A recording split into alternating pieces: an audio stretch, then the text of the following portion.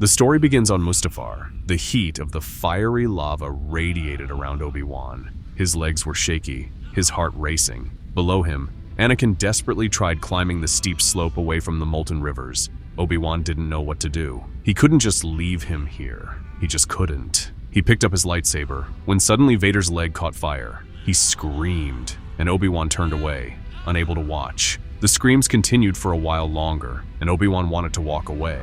But the flames began to subside. Anakin was still alive, or at least his body was. Obi-Wan closed his eyes and gave in to instinct, carefully stepping toward him in slow, measured steps. The ground around Vader was steep and soft. His boots sank into the Mustafarian dirt. Heat radiated against Obi-Wan's face and boots, briefly distracting him from the abomination before him. But it didn't last long. He knelt beside his old apprentice, and for a moment, they exchanged a long, quiet look. Vader's eyes were no longer filled with anger. They were just cold. Obi-Wan slowly touched his forehead.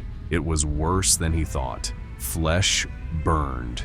He closed his eyes and thought, he could not get a medical capsule down here to lift him. Moving him would cause unbearable pain and might even kill him. But Obi-Wan was tired of thinking. He had been thinking hard, without much sleep, for 3 entire years, in fact. He grabbed Vader behind the head and back and suddenly lifted him. Vader screamed in agony, but Kenobi only focused on the top of the hill, climbing with slow, careful steps. All he could notice was how unusually heavy Vader was. For a man who lost 3 limbs, he still felt like a burden to carry. His one remaining metallic arm dangled as Obi-Wan carried him through the steep, narrow industrial roads, then through the entire facility, and finally to the Nubian. 3PO was preparing to yap something, but upon seeing Anakin's burned body, he, for the first time in his life, kept his mouth shut. Obi-Wan carried him onto the ship, past Padme, to the only remaining medical bed next to hers. He laid his unconscious apprentice on it and just stood there for a second, examining the situation. It was incredibly bizarre. He stood before his 2 best friends in the worst situation he could possibly imagine.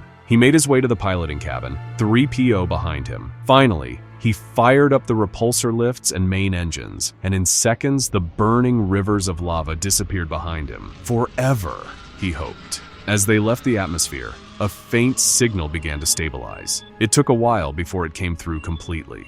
Obi-Wan played it, and suddenly Senator Organa's hologram appeared before him. Master Kenobi, Master Yoda and I are hiding on the remote facility of Polis Massa for now. If you need us for anything, we can meet there. However, it is remote and hard to navigate, but secure. The message ended, and without hesitation, Obi-Wan punched in the coordinates. As soon as the jump was ready, the Nubian drifted past the lava planet and into hyperspace. On Polis Massa, Bail sat by his table, the shiny orbs of the asteroid cluster shining through the transparent seal window behind him. Suddenly, a Nubian ship registered on the scanners, and Bail jumped from his seat. Obi-Wan landed and, with slow, determined steps, stepped out, gripping the burned flesh of his former apprentice. Bail stopped a few meters away, shock on his face. Obi-Wan only told him to take care of Padme, who was still on the ship, before storming inside. Yoda watched through a window above as Obi-Wan stormed in and Bail rushed on the ship. The layout of the facility was confusing, but the Polis Massans led the way. Obi-Wan laid Anakin on the bed in the operating room. Polis Massan placed a reassuring hand on his shoulder,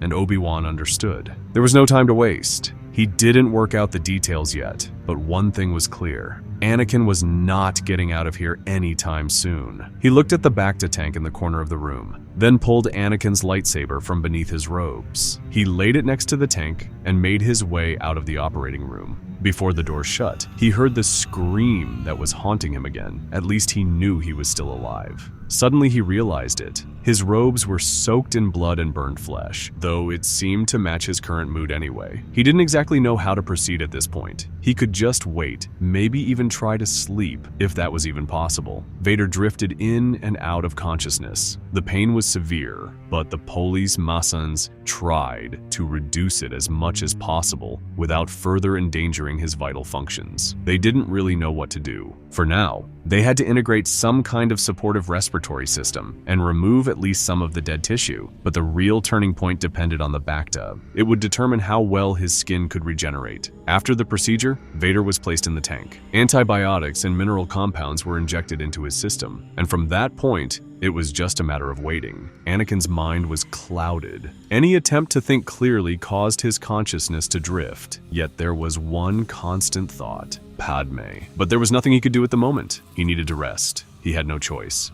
A while later, he heard a familiar voice. Obi-Wan spoke. "She's dying?" "Yes. Her survival is unlikely," Bail replied. Vader had to strain to hear. The Bacta amplified environmental noises, but the fluid muffled the conversation almost entirely. Yoda's voice followed. "Disturbing this is. Discuss the future of the children we must." Vader's eyes snapped open, only to close again as he passed out. It was hell. He woke again later, unsure how much time had passed. The room was dark. Only his tank illuminated the surroundings, clouding his view. He was helpless. He couldn't move, couldn't feel his body. All he could do was wait. Rage returned, for the first time since Mustafar, but it was fleeting. His concern for Padme outweighed his anger at Obi-Wan. She had to be kept safe, and he told himself he wouldn't let anything happen to her. But even he wasn't sure he fully believed it. Through the Force, he felt a lingering coldness. He and Padme had a special connection. She wasn't Force sensitive, yet he could still sense her. Or at least he could sense that something was terribly wrong, as if she was gone. But it couldn't be. She was alive. He felt it on Mustafar. This was hell for him. He waited and waited, but nothing happened. The truth settled in. He would have to get out of this himself. Nobody was coming. Occasionally, he saw medical droids pass by, but it was rare. He had no way to communicate, no one to ask for help. Not that he would ever beg for it. His electrolyte injections were scheduled and automatic, and his mechanical breathing was driving him insane. He waited and waited. Nobody came. At this point, he began considering his options. He could break the glass, but then what? He would collapse, possibly damaging his breathing system. Yet, he was enraged. He knew something. He wouldn't let Kenobi underestimate him, wouldn't let him think he was helpless. And in that moment, he kind of was, but he had to get out. He needed to find Padme and the child. He didn't dare believe Bail's words that she was truly gone. He told himself it was just a nightmare, a hallucination. Everything happened so fast, he didn't know what was real and what wasn't. So he decided he would wait a little longer. Perhaps someone would come. Until then, he reached inward, trying to strengthen his connection to the Force. All he felt was rage, pain, and suffering. It hurt, but it fueled his dark side. And through that pain, his power grew. Many more weeks passed, then months. Every day was a struggle, the exact opposite of what he thought he would be doing after the end of the war. He told himself he was losing time to do this right. But he knew trying to break out of this would risk his life for sure, and he couldn't do that. Then he couldn't help Padme. So he waited and waited and waited. Vader had just had enough. It was time. They had left him to rot. Nobody was coming. If he died here, so be it. He reached into the Force, considering his actions one last time. Should he wait longer? No. He had waited long enough. He would break free. Right now.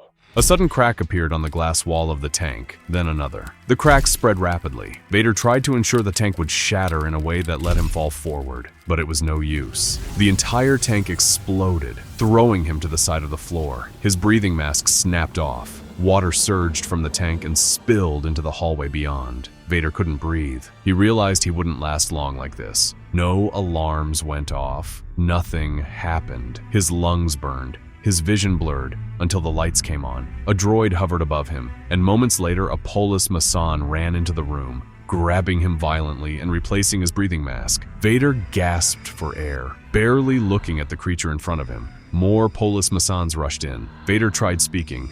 "Make me a suit," he said quietly. They looked at each other, then removed his mask again. Vader coughed, then screamed as loud as he could. "Make me a suit!" His voice cracked uncontrollably. Suddenly, he lifted one of them into the air with the Force and screamed again. "You will do as I say, or you will all die." The room shook, lights exploded, and the Polis Masans looked on in terror. One stepped forward, signaling Vader to stop, and pulled out a datapad. He was the only one who could write Arabesh. None of the others had vocal cords, so it was the only way to communicate. One Masan still hovered in the air, unable to move. He showed Vader a sentence on the datapad. "We will do as you wish. Just let him go." Vader threw him to the ground and said in a cold tone, "I want a portable life support system. No sedatives, or I'll kill you all." They nodded. They lifted him onto a table, taking measurements, and immediately began 3D printing the necessary parts and designing his portable respirator. They implanted diodes, connecting them to nerves. It was painful, but he endured. Only an hour later, the limbs were attached, and his portable respirator was ready.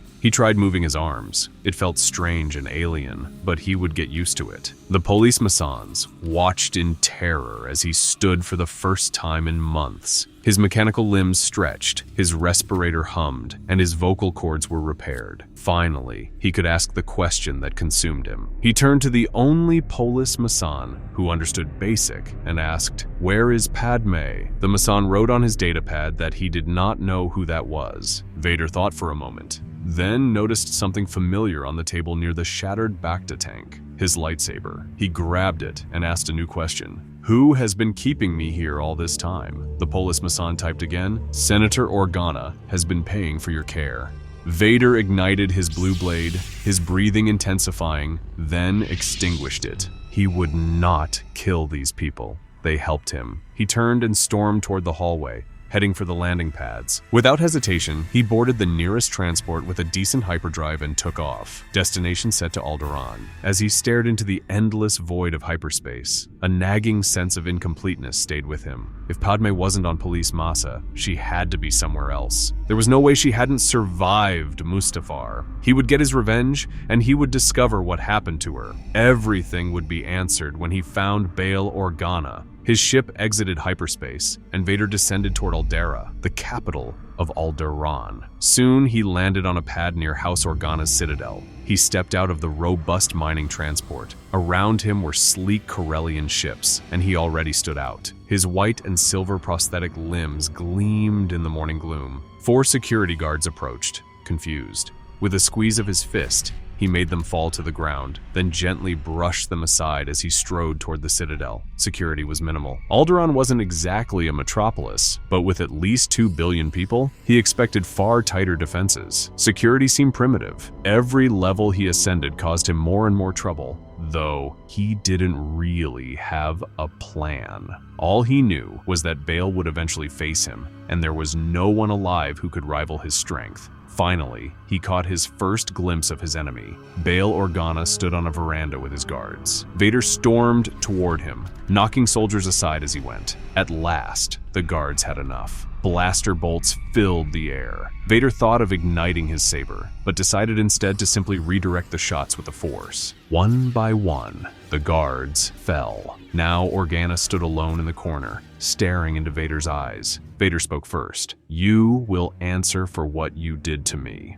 Bail's voice was steady. "I did what I had to. I kept you alive. You kept me in a cage." Vader lifted his blade, ready to strike, when a small voice echoed through the chamber. "Stop!" Vader turned. A little girl wrestled against her mother's arms, trying to reach Bail. He extinguished his blade instantly. "Leia, hide!" Bail shouted. Vader froze. His breathing stopped for a moment. Leia. That couldn't be. That name, that was the name Padme chose for their child. Leia for a girl. Luke for a boy. He spoke again, voice trembling. "Is this your daughter, Senator?" "Yes," Bail replied. "Are you sure?" Bail did not answer. Vader realized the truth, heavy and undeniable. He didn't want to believe it, but it was there, right before his eyes. That day on Polis Massa, when he heard Organa say Padme was dead, but that the children survived, it hadn't been a dream. It was real. He remembered it perfectly. All this time he dismissed it as a vision, a hallucination. But it was true. Vader's voice hardened. "Where is the other child?" Bail hesitated, then said flatly, "I don't know what you're talking about." Vader's hand clenched, and Bail lifted into the air, choking. Finally, the senator broke. "He is on Tatooine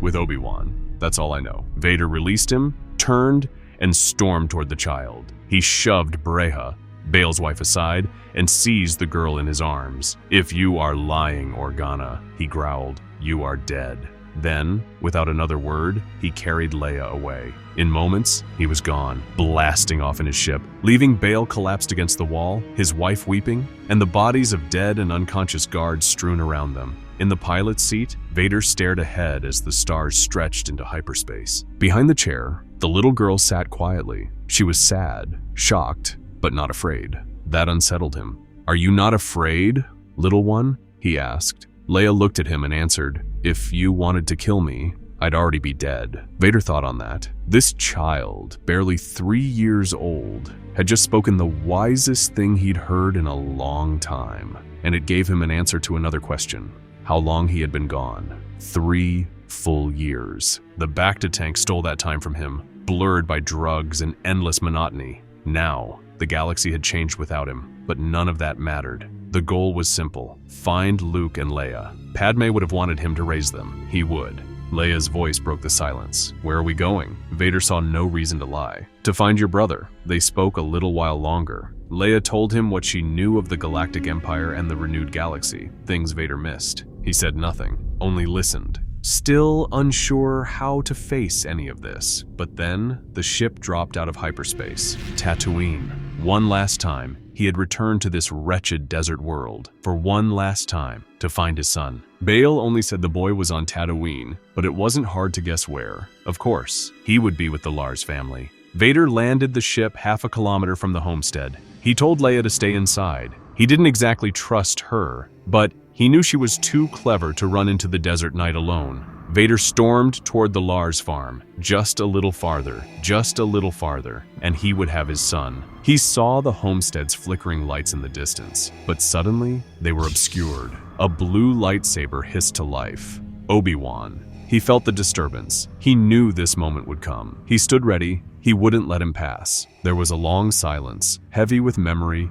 and hate. And then, as always, Vader's arrogance betrayed him. He ignited his blue blade as well. Obi-Wan didn't want to attack immediately, so he spoke first. "How did you escape?" Vader's voice rasped through the respirator. "You should have killed me all those years ago, Kenobi. You underestimated me." Obi-Wan's jaw tightened. "Then I will finish what I started." He lunged. Their sabers clashed for the first time in years, blue against blue in the shivering night. Obi-Wan did not press too hard at first, keeping his stance defensive, but suddenly Vader was the one retreating. It wasn't what Obi-Wan expected. The duel raged until Vader made a grave mistake. Forced back, he faltered, and Obi-Wan's blade sliced across his respirator. Vader staggered, gasping, then tripped on a boulder and collapsed to the ground. Obi-Wan stood over him once again, the victor. Vader's breathing grew loud and ragged. They stared at one another for a long moment, until a thin voice cut through the night. "No, don't! He's a good man!